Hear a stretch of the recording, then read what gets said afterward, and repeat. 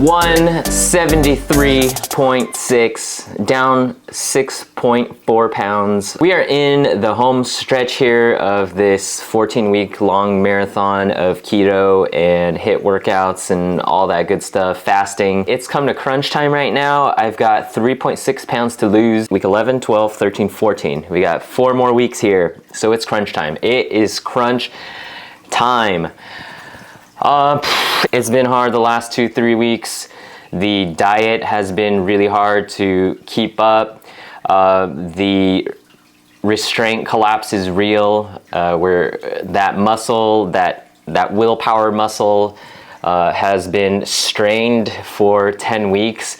It's getting harder and harder to stick to the workouts a little bit, but even more so the diet. It's hard to break away from the carbs, especially after the 2-week break, right? So it's been a week of keto, but this past week I've had a hard time staying away from the carbs. There's all these reasons why it may be hard, but here's what I know for sure. I know that I can finish 4 weeks out with very little carbs. Yeah, it's a matter of remembering my why, like why am I doing all this? And it is for the next generation. It is to leave a legacy for my kids. It is to be the best version of myself so that I can be present with them without any external substance such as caffeine, such as carbs. Last 2-3 weeks have been really hard in terms of retail therapy. I think what's happened is the shift from like carbs, sugar, salty, crunchy stuff has slowly shifted to like buying stuff. Like that's where I'm getting my dopamine hits, a little bit of scrolling, a little bit of like chess on the phone. That's how I get a lot of dopamine. You know, just playing chess with other guys online, moving the pieces and stuff. So I won't get into all that, but yeah, it's, you know, this is, it was inevitable that the dopamine hits would shift and morph from sugar and carbs to something else. Historically, that has been retail therapy, buying a lot of things. If I show you this right here, like that's a lot of stuff we've bought there over time. And, you know, at this point, like, you know, just past the midpoint, like traditionally, that's when I would have just gone off the rails, just like, oh, this 10-pound thing is stupid, like why am I even doing this, like it's not sustainable, like making up excuses basically, right? But we're not going to do that this time. We're gonna love ourselves. We're gonna remember why we're doing this, right? It is respectable. It is a good thing that we're doing this, right? Even though it's hard, we can do hard things. All right. Yeah, just, I mean, I wanted to share with you like what has been hard specifically, but I also don't want to, I want to do this in light of like, here are the things that have been hard the last 2-3 weeks. Let me shine a light on it. Let me let it go. Let me realize and accept that it's hard, but let's focus on the future. Let's focus on looking forward, okay? So real quick, here are the 3 things that's been hard. Carbs, you know, lack of meal prepping. Like I just lost that discipline of doing it. It's just kind of gone on autopilot. And when I go on autopilot, you know, it's just easier to go for the carbs because that's what's available, you know, around. That's what's around. That's what the kids eat. That's just available, accessible. And so I will be more diligent on getting the lower carb stuff stocked in the fridge, the vegetables, the meats, the cauliflower rice. Let's go. And in terms of lattes, this is like straight up a discipline thing. Before these last 2-3 weeks, I've had my lattes without any sort of creamer or sugar. The last 2-3 weeks have been really hard. I've been putting a lot of cream and sugar, but I'm gonna go back to just straight milk and espresso. Milk does have carbs, especially whole milk, but this is the one area I'll be okay with, right? I just can't overdo it, right? So lattes, you know, carbs, fasting night. We've been watching K-drama. We've been watching Queen of Tears. And as a result, that's caused a few different things that aren't necessarily the best. First is like we stay up a little bit later. And if we stay up a little bit later, we cut in on our sleep time. So that kind of changes and messes with the metabolism.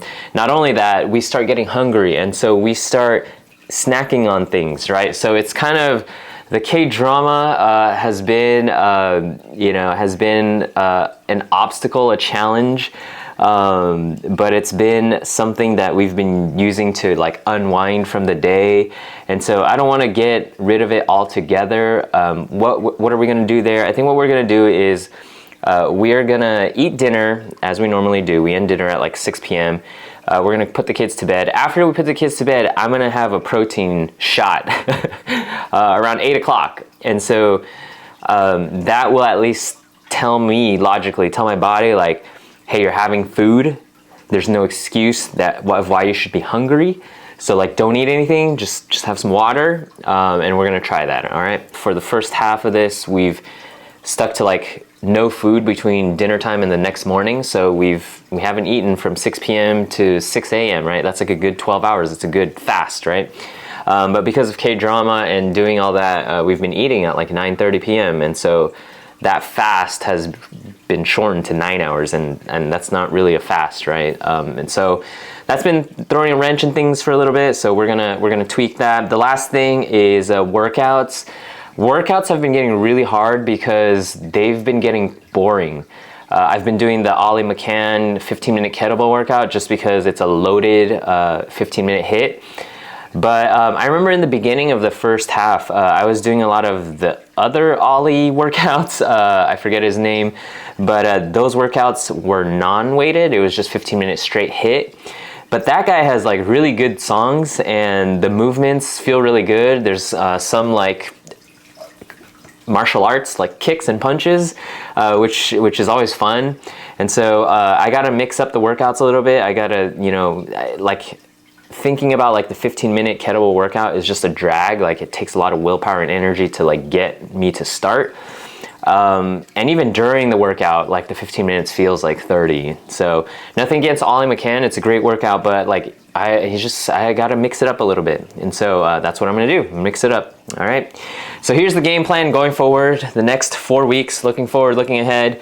Really gonna look at my spending because that's, if I'm just shifting from sugar to spending, well, I still have like the headaches and the angst, the burden of, and the stress, right? It's shifted like from physically in my body to like in my wallet, which is a cycle, and it does affect my body via stress, right? So that's not helpful. So we're gonna cut that out, but we're gonna fill it in with more mindfulness. I think we've gotten a little soft on that, just thinking about like, okay, where are we at today? What are we grateful for? Like, why are we doing this? Just remembering that why, right?